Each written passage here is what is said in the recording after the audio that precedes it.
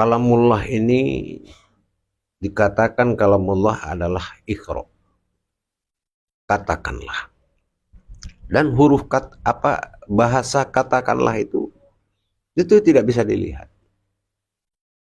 Jadi kepercayaan Allah yang paling tinggi. Kalau seseorang berbicara dengan Allah, terutama Rasulullah, itu dinamakan wahyu.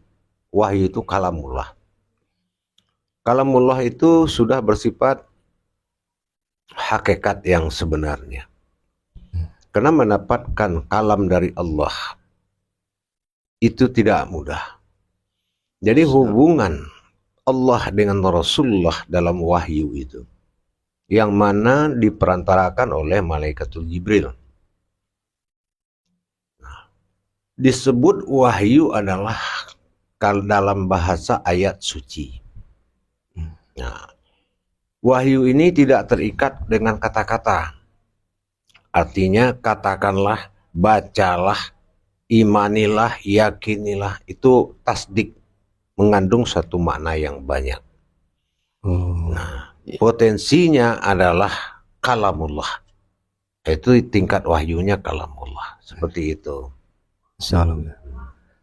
Lalu dalam hal turunnya wahyu ini, Bu ya, ini yang ingin saya ketahui lebih jauh lagi. Mengapa Allah harus melalui perantara Jibril gitu ya? Bukankah hubungan Allah dengan Rasulullah itu sudah sedemikian dekat ya, Bu ya? Mohon petunjuk ya, Bu ya. Ya. Allah dengan sifat qiyamuhu binafsihinya, dia adalah bersifat tauhid. Tauhid itu adalah perantara, yang mana perantara itu adalah pertama Malaikatul Jibril. Malaikat itu adalah cahayanya Allah. Dan dia tidak terbuat dari apapun, tapi dia terbuat dari cahaya Allah. Nah, sementara Rasulullah adalah nurnya Allah. Jadi makanya perantara Jibril. Nah, kenapa kan namanya Nurullah? Nah, seperti orang tidak pernah melihat Allah, juga tidak pernah melihat Rasulullah. Nah, inilah yang dikatakan nurnya Allah. Nah, sementara Jibril ada satu wujud malaikat yang berasal dari nurnya juga. Nah, begitu. Makanya perantara Jibril. Kalau dikatakan Al-Quran ini wahyu, sudah pasti akan ada realisasinya ke diri seseorang, Bu ya. Nah, untuk bisa atau memahami reaksi wahyu kepada diri ini seperti apa, Bu ya? Pertama kita harus mengkaji dulu, yaitu potensinya wahyu ini. Karena semua huruf itu, hijaiyah terutama, dalam juz amma sebagai amalan umat, ya,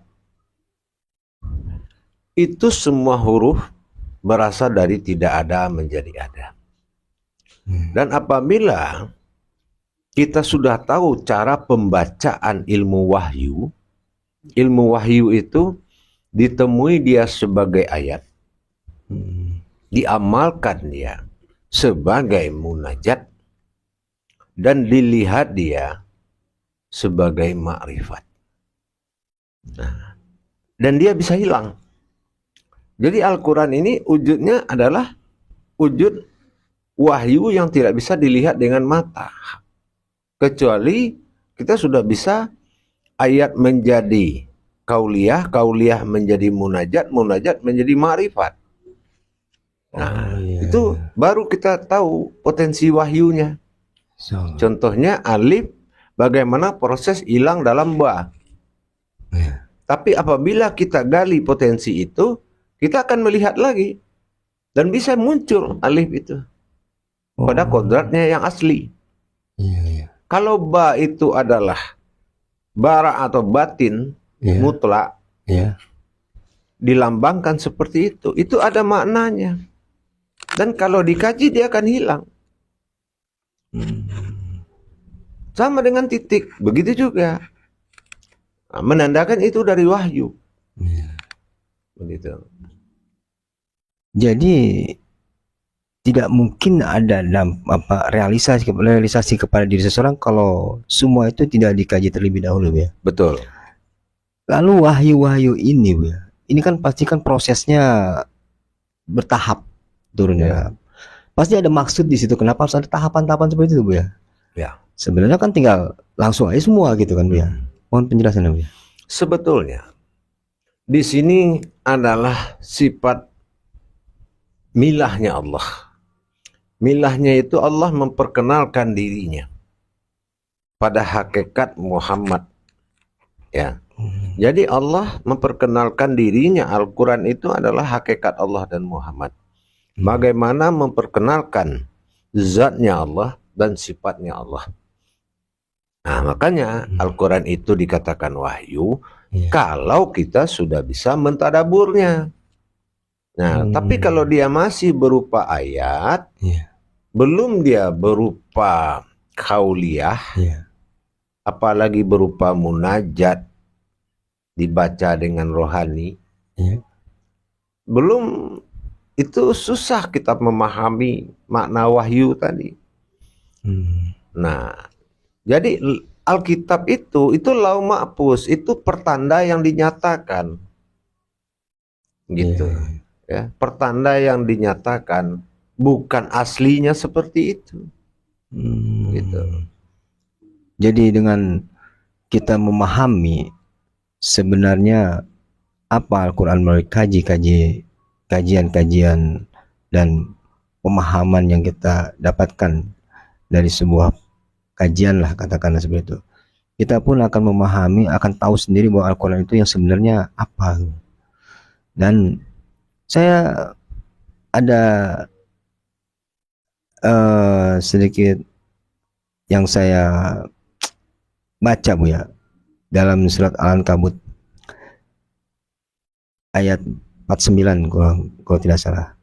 Di situ dinyatakan sebenarnya Al-Quran itu adalah ayat yang bergerak di dalam dada orang yang beriman. Ayat ini yang dikatakan ayat suci atau wahyu, Bu ya? Pengertian di dalam surat Al-Ankabut ini, Bu ya? Ya. Maknanya adalah menggerakkan ayat atau menggerakkan wahyu itu beda dengan kita membaca surat. Kalau masih bersentuhan wahyu itu dengan urat dan darah, maka batal hikmah. Batal hikmah pada diri seseorang. Kalau ayat itu bersentuhan. Makanya kita harus tahu bagaimana cara membaca, dari mana ayat ini datang dan kemana ayat ini kembali. Nah, itu tajalli rububiyahnya. Nah, itu yang kita harus tahu.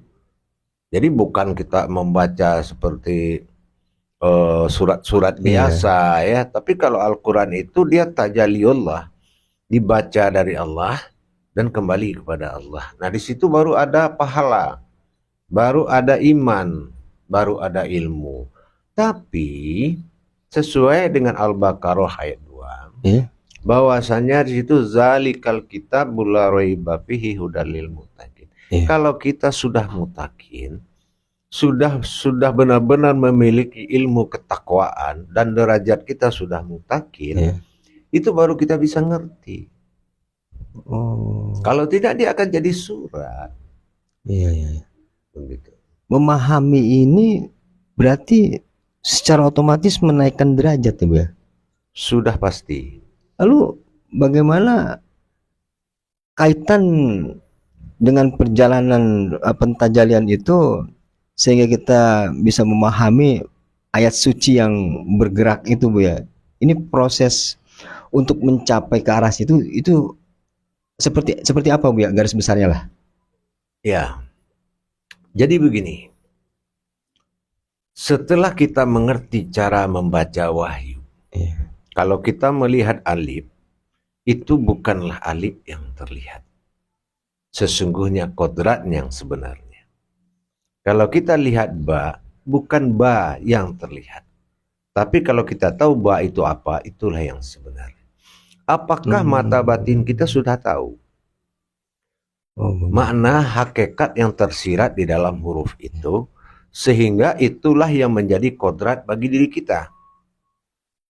Contoh alif. Nah, alif ini nama apa? Ya kan? Nah, jadi kita harus melihat dulu potensi yang ada dalam alif sehingga dia memunculkan namanya alif. Terus kita lihat huruf ba, apa potensi yang ada dalam huruf ba, itu makanya namanya ba. Jangan hanya kita tahu ada huruf bengkok bertitik satu itu namanya ba, itu kaji harfiah. Orang yang buta bisa. huruf. Tapi Bisa. kalau kita tidak kaji rububiyah itu namanya buta bertuhan, bukan buta huruf lagi. Jadi jangan kita hebat di huruf, buta bertuhan, tidak membaca hakikat yang dibaca. Itu rububiyah namanya. Jadi rububiyah ya Bu ya. Jadi rububiyahnya kita pahami baru kita akan tahu sebenarnya apa yang kita baca, yang sesungguhnya kita baca ini. Betul.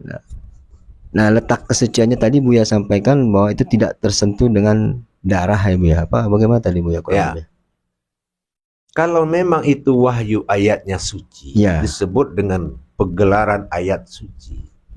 Apakah suci ini bersentuhan dengan yang tidak suci, dia akan kotor. Iya. Kalau dia kotor, dia akan tidak berhikmah. Darah itu sumber daripada akal, nafsu, dan semangat. Nah, kalau wahyu bersentuhan dengan akal dan nafsu bagaimana? Itu akan merusak hikmah. Nah, makanya dalam pembacaan wahyu berdampak kepada 5 petunjuk. Ya, kalau wahyu dibaca, maka manusia mengalami petunjuk yang keempatnya lagi. Yang pertama, setelah dia dapat baca wahyu, dia akan mendapatkan ilham. Nah, ilhamnya apa? Dia tahu. Tiba-tiba dia tahu. Karena sudah ada ilmu wahyunya. Nah, setelah dapat ilham, baru dia mendapatkan irhas. Irhas itu petunjuk kepada batin dia. Itu irhas. Nah, setelah dia yakin dan dia sudah bisa mengendalikan ayat itu dalam dirinya, maka dia akan mendapatkan laduni. Laduni yaitu kecepatan mata batin dia untuk melihat.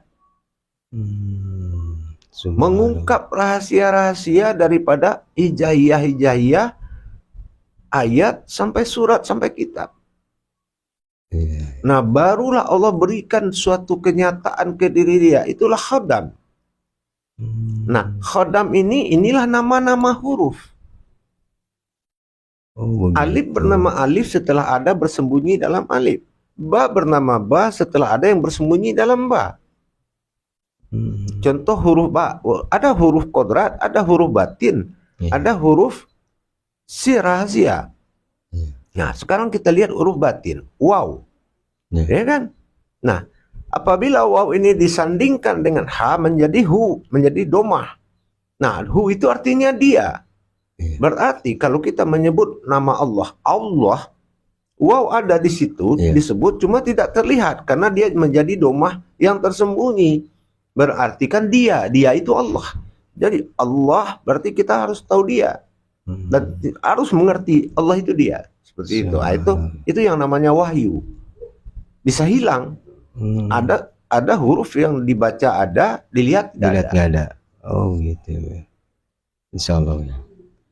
Dalam kodrat-kodrat dikatakan pada Al-Quran ini Bu ya, terutama dalam wahyu ini, seperti tadi Bu ya sampaikan bahwasannya menjadinya suci ini kan dasarnya sesuatu yang tidak tersentuh dengan yang batil lah, katakanlah seperti itu kalau menurut saya. Lalu kaitan dengan diri Bu ya, kalaulah Al-Quran itu ada dalam petunjuk ini wahyu kepada diri, berarti tingkatan wahyu ini ada dalam makomnya kan Bu ya, di dalam diri seseorang itu kan Bu ya, dalam diri manusia itu. Nah, berarti dari apa yang Bu ya sampaikan tadi, dampak dari wahyu yang sudah ada pada makom itu timbul ilham, irhas, laduni. Nah, kalau di jalan-jalan seperti ini Bu ya, untuk mendapatkan wahyu selain tadi Bu ya sampaikan kita memahami rububiyahnya atau hakikat-hakikatnya, apakah masih ada jalan lain untuk mencapai ke sana Bu ya, selain yang tadi Bu ya sampaikan? kita harus paham rububiyahnya, terutama hakikatnya gitu. Apa memang hanya itu yang harus Nah, dilakukan? disinilah kita harus tahu. Ada kalimah, Iya, ada kalimah.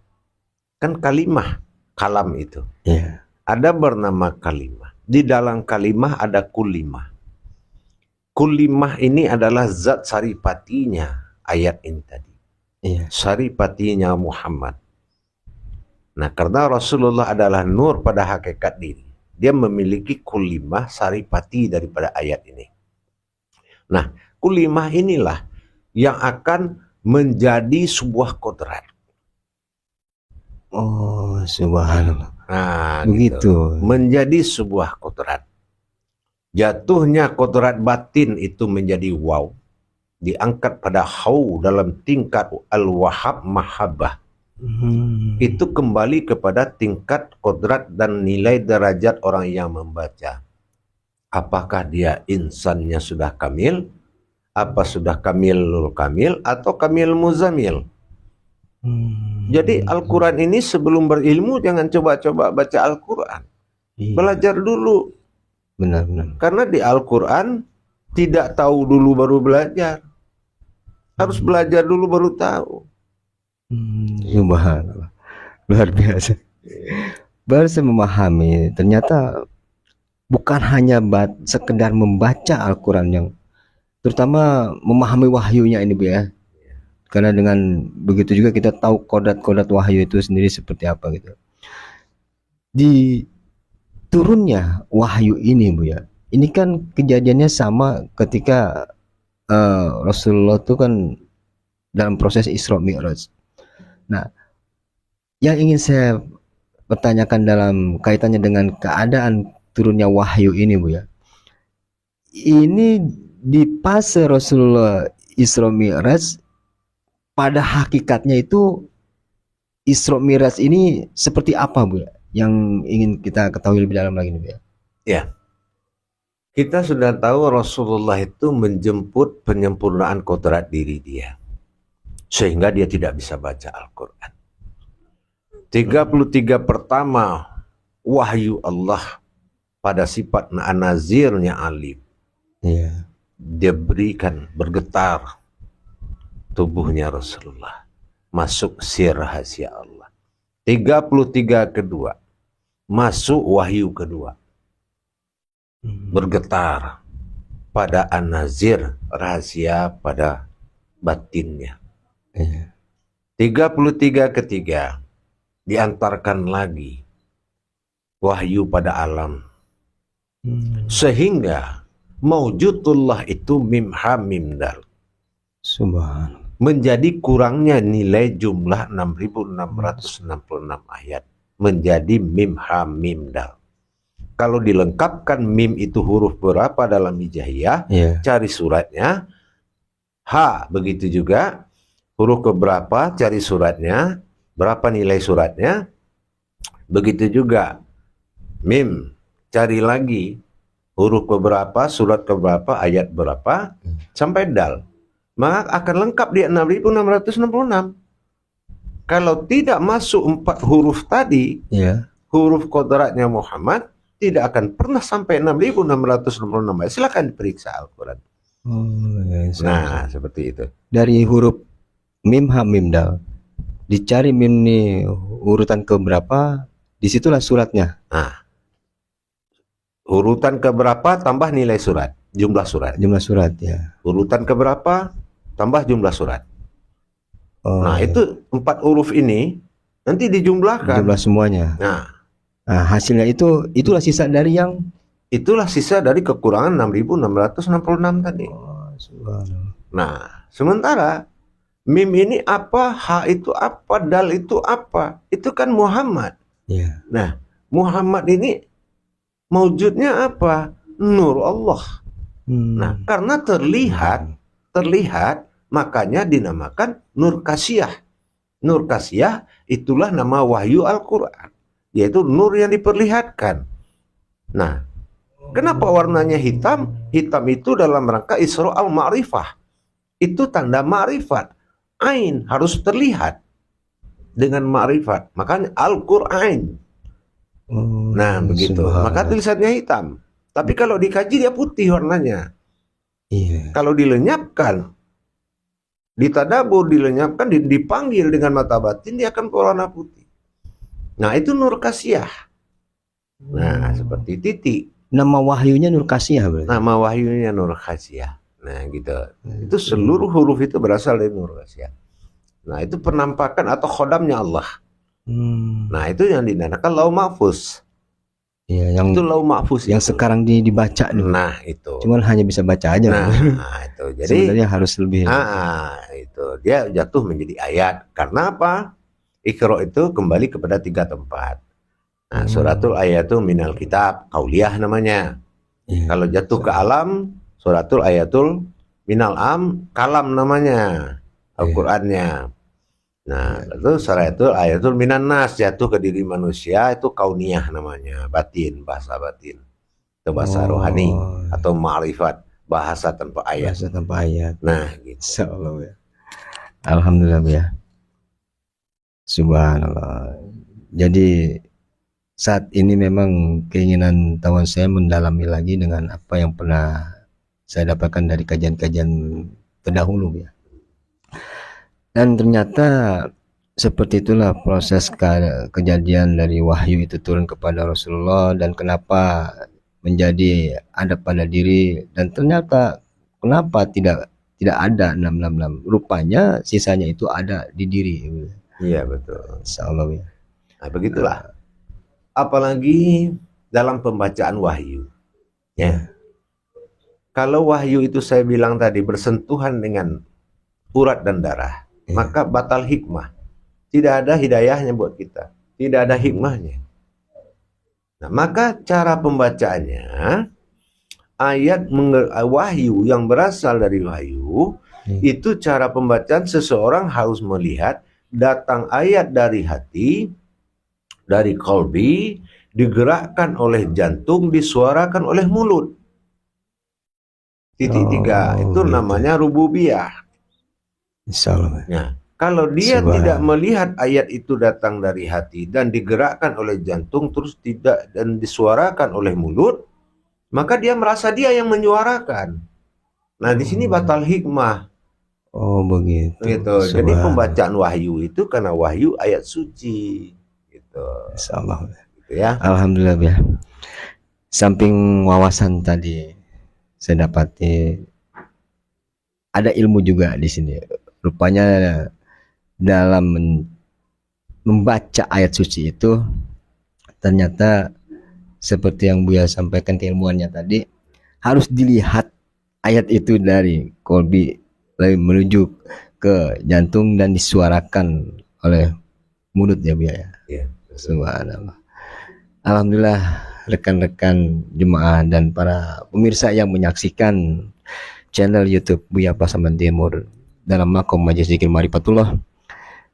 Tadi sama-sama kita simak penjelasan dari guru mursyid kita Syekh Nur Muhammad bin Irwan Maulana Al-Khalidi tentang kajian mengapa dikatakan Al-Quran itu qodat atau wahyu, dan juga mengenai ayat suci itu sendiri, dikatakan ayat suci itu sendiri seperti apa, dan sampai kita bagaimana cara membaca ayat suci itu sendiri yang sebenarnya.